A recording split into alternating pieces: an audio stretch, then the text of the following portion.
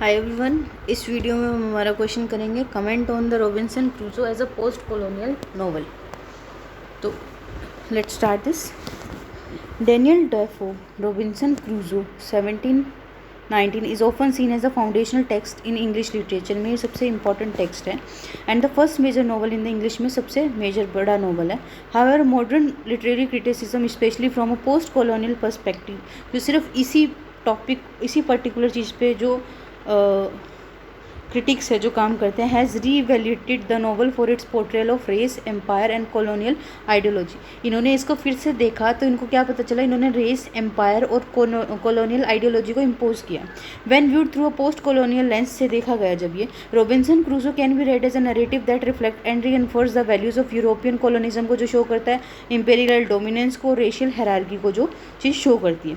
सबसे पहले आता है Crusoe as the imperial colonizer कैसे है। Crusoe's behaviour on the island mirrors the European colonizing mission को वो शो करता है, जैसे उसने आइलैंड पे बिहेव किया।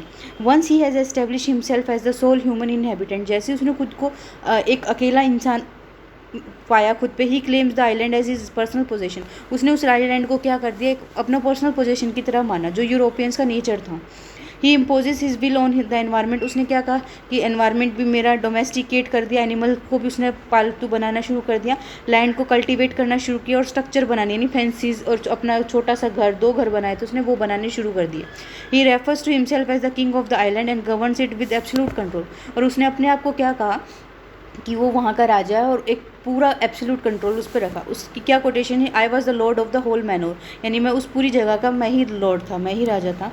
This idea of ownership if reflect the colonial believe that uninhabited और uncivilized land is open for European occupation and control. इस चीज़ से क्या पता चलता है, उनकी आइडियोलॉजी पता चलती है कि उनका ओनरशिप इफेक्ट पता लगता है कि जो कॉलोनियल बिलीफ था कि जो कोई भी अनहैबिटेटेड अनसिविलाइज लैंड है वो उस पर जाएंगे और उसको पे अपना ऑक्यूपेशन करेंगे, अपना पेशा करेंगे और उसको कंट्रोल करेंगे। Crusoe claim over the island mirror the terra nullius ideology को ये शो कर रहा है, यूज्ड बाय जो यूरोपियन कॉलोनाइजर ने यूज़ करी to justify land seizure and indigenous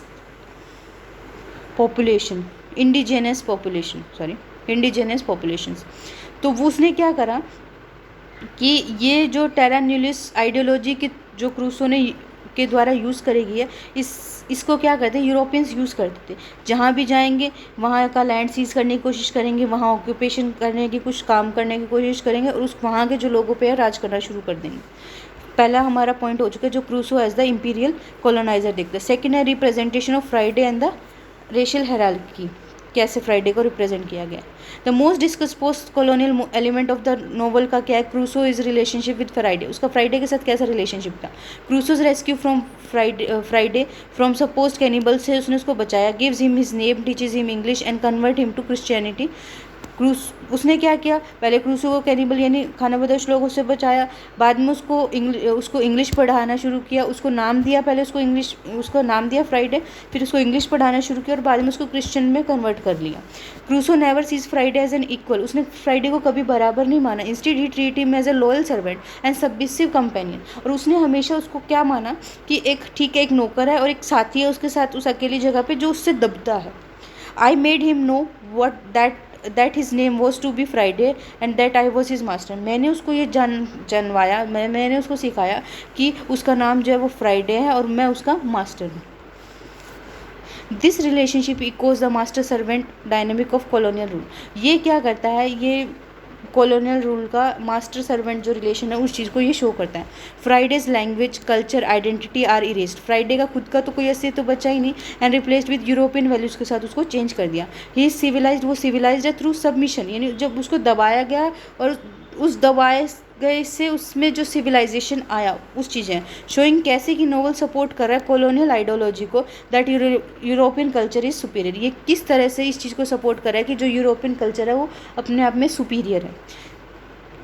आगे आता है silencing of the native voice. कि नेटिव वॉइस को कैसे साइलेंस किया। Friday rarely speaks in the novel, Friday बहुत ही कम बोलता है नोवेल में, and even when he does his words are shaped by Crusoe interpretation, और जब वो बोलता है तो क्रूसो अपने अकॉर्डिंग उसको इंटरप्ट कर लेता है। The native voice is suppress, उसमें जो नेटिव, यहाँ फ्राइडे को नेटिव कॉमन वहाँ के लोग दिखाया गया है, जो वहाँ का नॉर्मल पीपल है उस हिसाब से दिखाया गया कि नेटिव वॉइस को दबा दिया गया and filter through the colonial perspective, और जैसा क्रूसो चाहता था उसने उस अकॉर्डिंग उसको परसीव कर लिया। Friday becomes a symbol of noble savage का एक सिंबल बन गया, who is grateful to be saved, वो उस चीज़ के लिए बहुत ग्रेटफुल है कि उसकी जान बचाएगी, and serve the white master without complaint, और वो वाइट मास्टर को बिना कंप्लेंट के जो है वो उसकी सेवा करेगा। This reinforces the stereotype of the colonize subject as a passive and voiceless. ये किस चीज़ पे जोर डालती है कि जो स्टीरियोटाइप वे आता चल रहा है कि कॉलोनियल जो हर चीज़ को अपना सब्जेक्ट मानते हैं, वो हर चीज़ को अपने एक चीज़ खुद के पोजेशन की तरह ट्रीट करते हैं, वो पैसिव और वॉइसलेस है चीज़ें।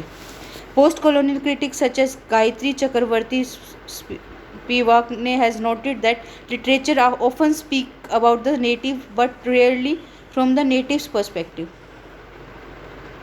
ये क्या कहता है कि जो लिटरेचर है वो बहुत कई बार नेटिव के बारे में बताता है, लेकिन बहुत रेयर जो है वो नेटिव के पर्सपेक्टिव क्या उसके बारे में बहुत रेयरली बताएगा। In Robinson Crusoe Friday silences and submission highlight कैसे कि colonial narrative erase the individuality and humanity of the colonized. ये क्या कह रहे हैं कि फ्राइडे का जो साइलेंस है वो क्या चीज़ शोध बताता है, ये क्या दिखाता है कि जो सबमिशन यानी किसी पे हम किसी को दबा रहे हैं, वो जो कॉलोनाइजर दबा रहा है जो उस चीज़ को, वो कैसे उसकी इंडिविजुअलिटी को इरेज कर देता है। मतलब फ्राइडे का खुद का कुछ भी नहीं है यहाँ पे, जैसा वो कह रहा है क्रूसो कह रहा है वैसे वो बिहेव कर रहा है, वैसे उसके अकॉर्डिंग वो उस धर्म को फॉलो कर रहा है, ये सब चीज़ें।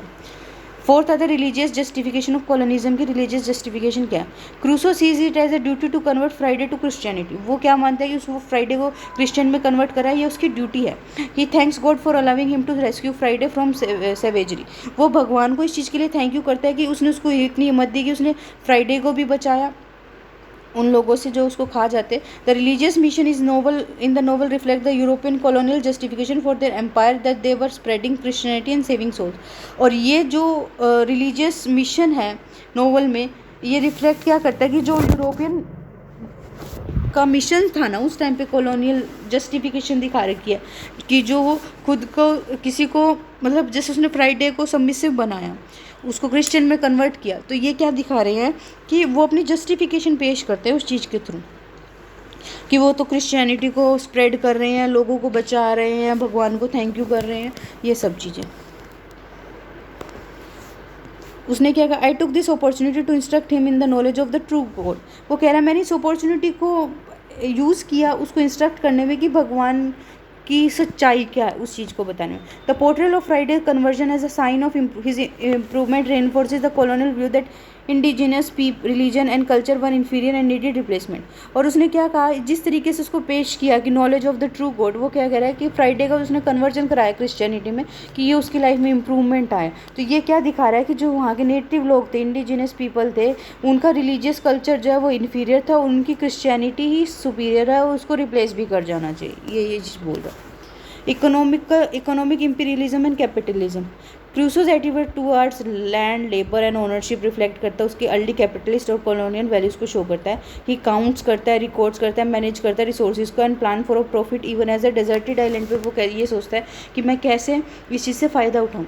The novel supports the idea that no individual have the right to profit from land to labour even if the land is not originally there. ये नोवेल क्या चीज़ को सपोर्ट करता है कि इंडिविजुअल का पूरा राइट है प्रॉफिट लेने का लैंड से और लेबर से, बेकार करे अपनी, और लैंड चाहे वो लैंड उसका हो ना हो, समझ, वो अपना प्रॉफिट एक्सट्रैक्ट कर सकता है तो करे।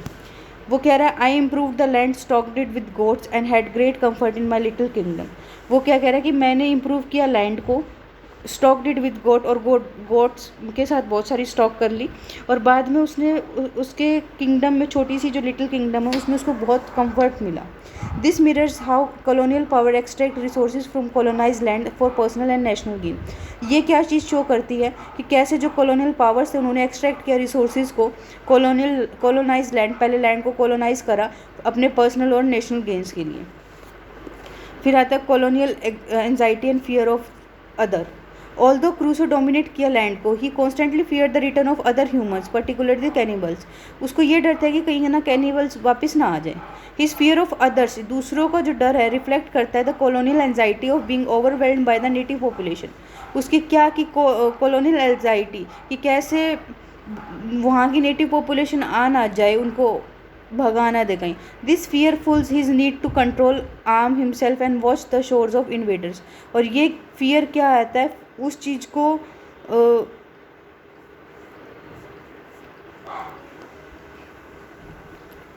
इस फियर में ये चीज़ ऐड कर जाती है कि वो जो शोर्स हैं यानी वहाँ के किनारे, उन पर निगरानी रखे, अपने आप को पूरी खुद को जैसे मतलब उसके पास बंदूक वगैरह हो ताकि कोई आए तो वो उसको बचा सके, ये सब चीज़ें हो। The representation of cannibal as a savage and monster serves to justify European dominance over them. ये जान के इसने कैनिबल्स की दिखा रखी है कि वो तो इंसान को मार के खाते हैं, वहाँ के नेटिव लोगों को इस तरीके से दिखा रखा है कि वो जान के मार के खाते हैं, उनका तो मॉन्स्टर्स नेचर है, ताकि वो अपनी डोमिनेंस को एक जस्टिफाई कर सके उस चीज़ को। It remove any moral doubt from Crusoe's action making his authority appear necessary and justified. और इससे ये चीज़ दिखा दे कि नहीं नहीं इसको कंट्रोल करना ज़रूरी है वरना वो तो खा जाएगा, ये सब चीज़ें। क्रिटिकल व्यू क्या है? Edward said that in his influential book Culture and Imperialism identifies Robinson Crusoe as a key text in the imperial narrative. He writes, Crusoe Island became a metaphor for the colonial world and a place for European enterprises, Christian conversion and racial domination. ये क्या कहता है Edward कि Crusoe का जो island है वो एक मेटाफर की तरह काम किया, यानी उसकी कॉलोनियल वर्ल्ड के लिए कि जैसे यूरोपियन एंटरप्राइज यानी यूरोपियन जो वो कहीं भी जाके अपना लैंड एस्टेब्लिश कर सकते हैं, मतलब लैंड ऑक्यूपाई सीज क्लेम कर सकते हैं, वहाँ पे अपना प्रोफेशन कर सकते हैं, अपना बिजनेस कर सकते हैं, और क्रिश्चियनिटी कन्वर्जन को दिखा दिया भी अपना धर्म बदलवा सकते हैं लोगों से, और उनको रेशियल डोमिनेट, उस रेस पे जाके वो डोमिनेट कर सकते हैं। Franz Fanon, through not directly addressing Crusoe, emphasized how literature from colonizing nation often dehumanized the colonized and presented colonization as a civilization mission. Friends Fanon ने भी क्या करा कि क्रूसो को डायरेक्टली एड्रेस नहीं किया, बट ये चीज़ एम्फेसाइज की कि लिटरेचर जो कॉलोनिंग नेशन है यानी जो दूसरों ये कॉलोनाइज करते हैं, दूसरों पे कंट्रोल करते हैं, कैसे इन्होंने जो कॉलोनाइज्ड है उनके साथ सही बिहेव नहीं किया, जो इनके गुलाम बने या वैसे जो इनके सबमिसिव हो इनके अंडर में, और कॉलोनाइजेशन को इन्होंने कैसे दिखाया कि नहीं नहीं हम तो तुम्हारे में सुधार कर रहे हैं, तुम्हें सही रास्ते पे लेके जा रहे हैं, उस हिसाब से। Robinson Crusoe fit this pattern by showing Crusoe as the bringer of order and Friday as the grateful recipient. ये क्या कह रहा है कि इसने रॉबिन्सन क्रूसो इस पैटर्न को शो करता है कि क्रूसो ने क्या क्या है कि एक ब्रिंगर है ऑर्डर का, मतलब ये तो सही चीज़ें कर रहा है, और फ्राइडे जो है वो बहुत खुश है कि चलो मेरी जान बच गई, और वो सब चीज़ें, मतलब क्रूसो तो ऑर्डर देने वाला है और फ्राइडे उस चीज़ को लेने वाला है। कंक्लूजन क्या? Although Robinson Crusoe is often read as an adventure और सर्वाइवल स्टोरी पढ़ी जाती है, a post colonial reading reveals its deep engagement with the themes of empire, race और कॉलोनाइजेशन। से हमें ऐसे पता चलता है कि इस तरीके से भी इस चीज़ को पेश किया गया। The novel reflect the colonial attitude दिखा रहा है इसके टाइम का, और play a role in shaping the mindset of European superiority and domination को ये शो करता है। By examining the novel through this lens, इस लेंस से अगर हम इस चीज़ को देखें, readers can understand how literature has historically participated in justifying imperial power and silencing the voice of colonized, कि कैसे जो लिटरेचर है उसने कैसे पार्टिसिपेट किया है कि वो इंपीरियल पावर यानी जो रूल कर रहे हैं, अब जैसे क्रूसो को इन्होंने सही दिखा दिया हर जगह, और फ्राइडे को कहा कि चलो वो वीक है, उसने उसकी जान बचाई है, उसका उस पर हक बनता है, वो उसको सर्वेंट की तरह ट्रीट करेगा, ये सब चीज़ें इन्होंने नॉर्मलाइज कर दी इस चीज़ में। तो ये हमारा क्वेश्चन था। एक बार फिर से इंपॉर्टेंट पॉइंट पढ़ते हैं इसके, क्या क्या है। क्रूसो एज इंपीरियल कॉलोनाइज़र है।